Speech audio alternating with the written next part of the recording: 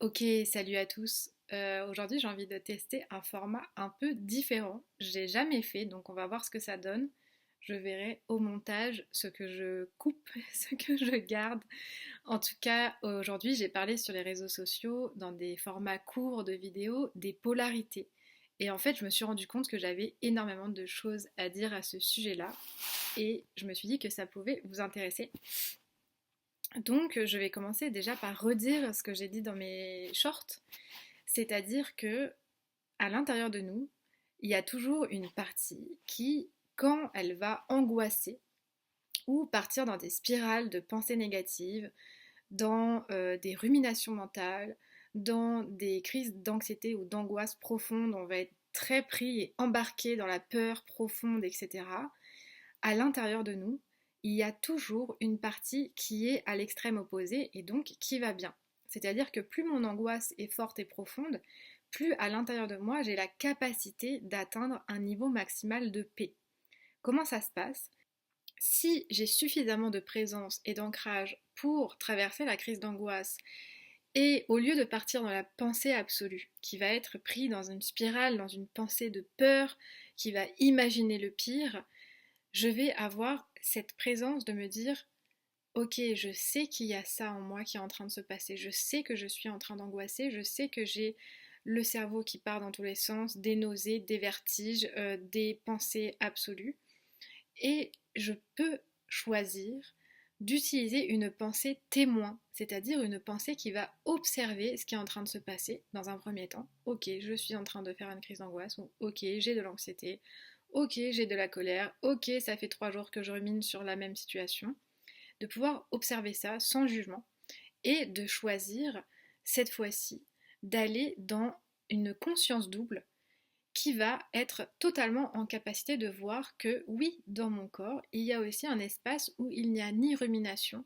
ni anxiété, ni angoisse.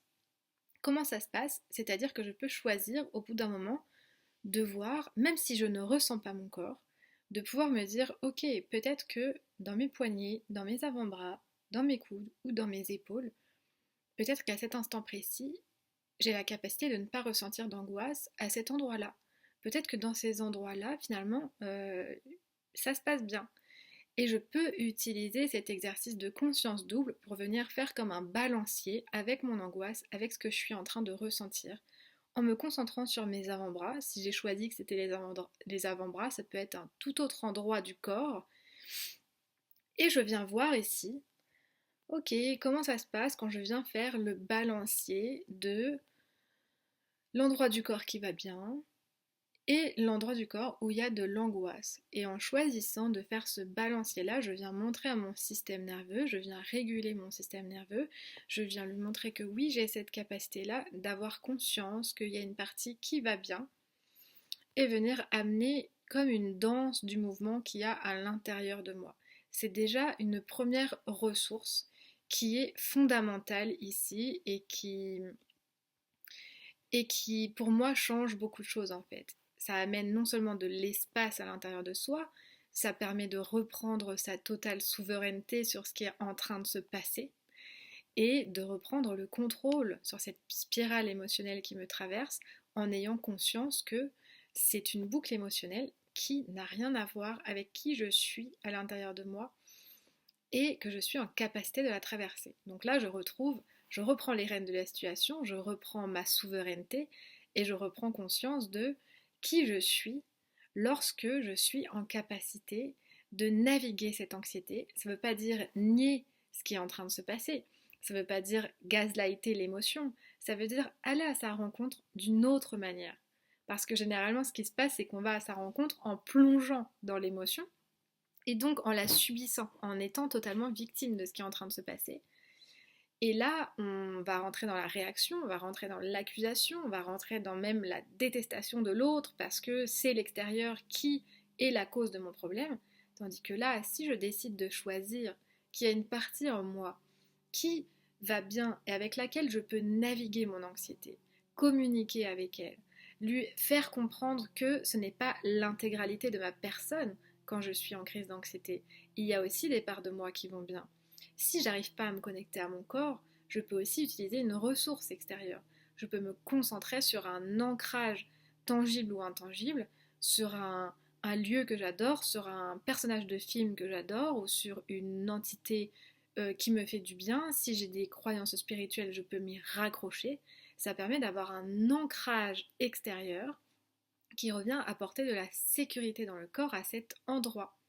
Et ici, ce qui est absolument génial, c'est que plus je ressens de la sécurité dans mon corps en faisant cet exercice-là, plus je viens agrandir ma fenêtre de tolérance. Et la fenêtre de tolérance, c'est quelque chose dont on parle beaucoup dans le milieu du soin du trauma, parce que plus ma fenêtre de tolérance est petite, plus je vais être soit en hyper réaction, donc dans des énergies très hautes de réaction émotionnelle, de réactivité, d'agressivité ou d'avoir des envies de violence ou de réaction très intenses, ou soit à l'opposé, je vais avoir des énergies très basses, c'est exactement la même énergie, mais c'est deux réactions complètement pareilles. Soit je peux avoir des énergies très basses et être dans quelque chose de vraiment plus d'envie, plus de motivation, très léthargique en fait, un état très mou, euh, d'immobilité presque. Et plus ma fenêtre est petite, plus je vais être dans ces deux extrêmes-là en fait. Et je vais croire, et mon système nerveux va croire que c'est les deux seules choses possibles dans ma capacité de naviguer mon quotidien. Alors que si on vient remettre de la sécurité à l'intérieur de soi et que notre fenêtre de tolérance s'agrandit, je vais pouvoir naviguer ces deux émotions-là. Je vais pouvoir naviguer mes émotions de manière beaucoup plus fluide. Ça veut dire que l'extérieur ne change pas, les événements sont toujours les mêmes, les déclencheurs émotionnels, les réactions émotionnelles sont toujours les mêmes, mais je vais avoir cette capacité de choisir, de les naviguer autrement parce que j'aurai fait de l'espace à l'intérieur de moi et c'est ça que permet la régulation du système nerveux, le yoga somatique, le coaching au niveau somatique aussi, ça vient agrandir l'espace en soi pour pouvoir en toutes circonstances pouvoir naviguer. C'est-à-dire que je peux me retrouver la même semaine coincée dans un bouchon et péter un câble parce que j'ai eu une journée difficile, parce que c'est tout sauf ce que j'avais envie de vivre à la fin de ma journée, d'être coincée dans un bouchon, de râler, il fait chaud, il y a beaucoup de gens, etc. Et 3 jours plus tard, je peux vivre exactement le même événement avec une fenêtre de tolérance un peu plus grande parce que j'aurais appris à me réguler dans différents moments de ma journée, ce qui fait que j'aurai une capacité à naviguer cet événement différemment et du coup me retrouver dans ce bouchon-là et me dire bon bah il y a un bouchon, c'est ok, c'est comme ça va quoi. Ça veut pas dire non plus rester zen à 100% du temps. Je peux être dans une énergie très haute, devoir me dépêcher, courir à l'école, emmener les enfants, vite, vite, vite, arriver en retard au boulot, etc. Tout en étant régulé en fait. Et régulé, ça veut dire quoi? Ça veut dire être présente dans mon corps, être présente à ce qui est en train de se passer, être présente à oui, je suis dans un petit stress de devoir me dépêcher pour aller vite à l'école le matin, mais je suis en capacité d'accueillir quoi que ce soit. C'est-à-dire que si j'arrive à l'école et que la maîtresse me dit là avec vos enfants ça va pas du tout, ok, je suis dans une énergie haute et je suis en capacité de recevoir cet événement-là, de lui répondre avec conscience et de choisir en fait comment réagir à cet événement. Tandis que si je suis dans une fenêtre beaucoup plus petite et que je suis déjà stressée et que la veille je me suis engueulée avec mon compagnon et qu'en plus la maîtresse vient me dire que les gosses ça va pas à l'école, bon bah là c'est terminé. Là j'ai qu'une envie, c'est de dire à la maîtresse, d'insulter la maîtresse ou de lui dire non non mais là c'est pas le moment. Et du coup, la communication avec l'extérieur devient de plus en plus agressive. On a l'impression de se faire agresser constamment par l'extérieur. Tandis que si je travaille sur ma régulation, quoi qu'il arrive autour de moi, évidemment, il y a toujours des déclencheurs émotionnels. C'est pas une baguette magique en fait. Mais c'est une baguette qui permet de se rencontrer différemment, de rencontrer ce qui se passe dans son corps, peu importe l'intensité, de pouvoir le naviguer. Et ça, pour moi, c'est la vraie liberté, en fait. C'est une grande richesse de pouvoir savoir qu'il y a cet ancrage-là, quoi qu'il arrive. Alors, évidemment, le plus accessible, c'est de commencer par des petits événements, comme les bouchons, la maîtresse, de pouvoir apprendre à se connaître dans des situations du quotidien qui sont un peu déclenchantes, mais pas trop, en fait. Ce qui fait qu'après, plus j'agrandis cet espace à l'intérieur de moi, plus j'ai aussi la capacité de recevoir des situations un peu plus difficiles. C'est-à-dire que c'est un peu comme quand on est dans une relation saine et qui dure longtemps, dans un couple qui fonctionne et dans lequel je me sens en sécurité, quand je me sens bien avec l'autre. Au bout d'un moment, il peut y avoir des choses qui remontent de notre passé ou des souvenirs traumatiques dont on n'avait plus conscience, parce qu'en fait notre corps se sent relâché, notre corps se sent en sécurité, et du coup il y a la capacité d'accueillir des choses pas forcément agréables, mais sur lesquelles on n'avait pas de conscience avant. Et ça, c'est encore un sujet qui est absolument fascinant. Ça veut dire que si je reste dans une fenêtre de tolérance qui est petite, et que du coup je n'ai jamais pris soin de mon corps émotionnel, de mon univers émotionnel, et que je n'ai pas appris à me connaître. Ça veut pas forcément dire faire une thérapie ou une psychanalyse ou quoi que ce soit, mais ça veut juste dire s'interroger sur comment je fonctionne. Et on peut très bien le faire tout seul dans un premier temps. Après, être accompagné, c'est génial aussi. Mais ça veut dire que je peux avoir une fenêtre de tolérance assez petite et du coup vivre en boucle les mêmes événements. Pourquoi? Parce qu'en fait, dans mon inconscient, j'ai plein de souvenirs traumatiques auxquels je me suis accrochée, auxquels mon système s'est accroché, parce qu'il a confondu la sécurité avec la loyauté à ce que j'ai connu enfant. Donc mon langage de l'amour. Donc un langage de l'amour, par exemple, dans une famille qui est très violente, bah ça peut être la violence. Ça veut dire que dans chacune de mes relations intimes, je vais aller vers des personnes qui me rappellent, qui rappellent à mon système que l'amour c'est de la violence, ou l'amour c'est s'abandonner, ou c'est s'oublier, ou c'est être sacrificiel, ou je vais attirer des amitiés dysfonctionnelles qui vont toujours me rappeler où je me place par rapport à mon système de valeurs, etc. Et du coup, c'est assez passionnant de voir que, au bout d'un moment, à force de vivre les mêmes boucles émotionnelles, il peut y avoir des déclencheurs de se dire ok là il y a un truc qui va pas, et c'est comme ça en général qu'il y a plein de gens qui commencent à travailler sur eux, ou sinon je peux rester dans un schéma de réaction et continuer à accuser l'autre. Ce qui est aussi très confortable de se dire que le problème c'est l'extérieur. C'est quelque chose que je connais bien et que j'ai longtemps fait, et du coup c'est aussi pour ça que je peux en parler aujourd'hui parce que je connais un peu les deux extrêmes des deux côtés. Tandis que si j'agrandis cette fenêtre de tolérance-là, mon système commence à comprendre qu'il y a une autre façon de voir le monde, une autre façon de ramener de la sécurité ici.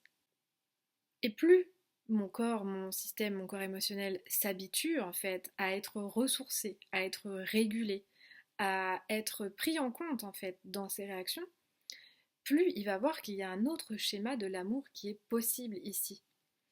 Et ça veut dire quoi? Ça veut dire pouvoir se relâcher dans l'inconnu. Parce que finalement, on lâche la loyauté qui nous amenait à toujours revivre les mêmes événements et les mêmes choses. Je vais pas faire une conférence là-dessus, il y a énormément de gens qui en parlent parfaitement bien, des loyautés inconscientes. Mais en tout cas, moi, ce qui m'intéresse, c'est à quel moment on décide de lâcher ces loyautés-là, de se déconditionner de ces loyautés-là. Et pour ma part, j'ai une foi absolue dans la capacité du corps, dans les messages qu'on peut recevoir de l'intérieur, et plus je prends soin de mon système nerveux, et plus je me rends compte qu'en fait, je peux recevoir des souvenirs traumatiques. Pourquoi? Parce que je suis aussi en capacité de pouvoir les regarder sans plonger dans la réaction, mais de pouvoir choisir, ok, je fais quoi de ce souvenir-là maintenant qu'il a émergé à ma conscience. Et du coup, ce qui se passe, c'est qu'en thérapie, on peut très vite plonger, comme c'était mon cas aussi, dans essayer de chercher à comprendre absolument tout ce qui s'est passé, chercher à trouver le moindre trauma qui fait que je fonctionne comme ça dans ma vie, etc. Ici, ce qui est très intéressant, c'est que dans tous les cas, ça ne sert à rien d'aller chercher le souvenir traumatique ou le trauma qui fait que je fonctionne comme ça aujourd'hui. Ce qui nous intéresse, c'est de rester dans l'instant présent, dans l'ici et maintenant, pour voir où se place ma réaction, qu'est-ce qui me déclenche aujourd'hui, et venir apaiser cet endroit-là, pour ramener de l'espace en moi, et pour laisser de la place dans mon corps à autre chose. Autre chose, ça peut être autre chose comme façon de vivre, autre chose dans mes relations, et plus je suis régulée à l'intérieur de moi, plus je vois ce qui est bon et pas bon pour moi aussi. Parce que plus je me connecte à mon corps, plus il m'envoie des messages parce qu'il se sent de plus en plus en confiance de le faire. il m'envoie des messages en me disant ça, c'est pas bon pour toi. Et encore une fois, c'est pas forcément la faute de l'extérieur, mais c'est des situations qui sont raccrochées à un système du passé qui ne nous convient plus. Et là, je suis en capacité de pouvoir dire non, de poser mes limites et de choisir. Parce que plus mon corps se sent en sécurité, plus mon système nerveux et mon système de pensée s'autorisent à poser des limites, s'autorisent à dire non à des gens à qui on a toujours dit oui de manière générale. Parce que comme il ne se sent plus en danger, il sait très bien que quoi qu'il fasse, que quel que soit le choix qui est fait, il sera toujours en sécurité parce qu'on a acquis cette richesse-là de pouvoir se mettre en sécurité quoi qu'il arrive et de savoir que l'extérieur n'a aucun pouvoir sur nous en fait. Et peu importe la réaction de la personne en face, c'est un monde qui lui appartient à elle. C'est un système de croyance, un système de pensée, un système de conditionnement qui fait qu'elle fonctionne comme ça. Et à partir du moment où nous, on a déconditionné notre système nerveux et notre corps d'un tel fonctionnement, évidemment qu'il va y avoir une dissonance dans la relation. Mais là n'est pas le problème. Nous, ce qui nous intéresse ici, c'est que quoi qu'il arrive, on reste apaisé. Et là, ça vient toucher aussi un système de culpabilité qui peut être assez envahissant quand on est pris dans un schéma depuis des années. Et c'est aussi pour ça que parfois, quand on commence à s'intéresser au développement personnel, à la spiritualité, on peut avoir des prises de conscience et faire des choix. Et c'est des choix qui peuvent nous faire culpabiliser aussi au bout d'un moment parce qu'on a des attachements du système nerveux à un certain fonctionnement qui a été comme ça pendant toute notre vie en fait. Et ramener de la sécurité ici, ça laisse aussi l'espace d'expérimenter autre chose. Parce que quand on est habitué à un système de violence, évidemment qu'on va se sentir très à l'aise d'aller chercher un partenaire ou une partenaire qui a un système familial qui fonctionne exactement de la même façon que nous en fait. Et peu importe qu'on ait l'impression que l'histoire soit différente ou pas, le décor est différent, mais en soi, les attachements neurologiques et émotionnels sont les mêmes jusqu'à temps qu'on prenne conscience qu'on n'ait plus envie de vivre ça. Et il ne s'agit pas de faire le choix au niveau mental, mais vraiment que notre système nerveux et que notre corps soient en capacité de prendre cette décision-là et d'agir dans notre vie. Donc pour moi, c'est un outil qui est assez révolutionnaire, cette histoire de fenêtre de tolérance, de régulation du système nerveux et de coaching somatique. C'est des approches que j'ai choisies parce qu'elles m'ont énormément parlé après avoir essayé beaucoup de choses évidemment, mais aussi parce qu'il y a un impact dans la vie quotidienne qui est phénoménal, sans avoir à repasser par le trauma. Il ne s'agit pas d'aller chercher le trauma, c'est le trauma qui vient à nous. Euh, si notre système est prêt ou pas. Il y a aussi beaucoup de lâcher prise dans cette histoire-là, de faire confiance à ce qui émerge et ce qui n'émerge pas. C'est-à-dire que je peux chercher pendant des années la racine du problème et ne pas trouver et toujours enchaîner les mêmes choses dans ma vie, ou je peux choisir de lâcher prise et de me concentrer sur ma régulation du système nerveux maintenant, aujourd'hui, avec ce qui me déclenche dans mon instant présent en fait.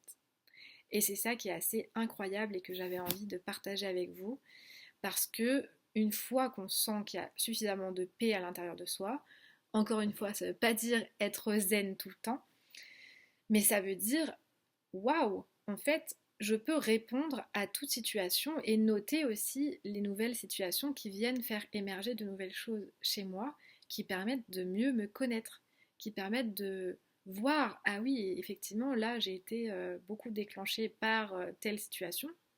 C'est nouveau, c'est encore un élément qui fait que j'apprends à mieux me connaître. Et en me concentrant sur ce qui se passe à l'intérieur de moi, et uniquement moi, je lâche mon attention du problème, je lâche mon attention de l'extérieur et mon accroche à l'autre personne qui me fait réagir, parce que évidemment qu'il y a une habitude très profondément ancrée de s'accrocher au problème, à la situation, à l'autre. Mais dans cette histoire de polarité, ce qui est aussi très intéressant, c'est de noter que la polarité se passe aussi à ce niveau-là. Ça veut dire que plus je vais être énervée contre la personne en face de moi, plus il y a quoi? Il y a aussi une forme d'amour.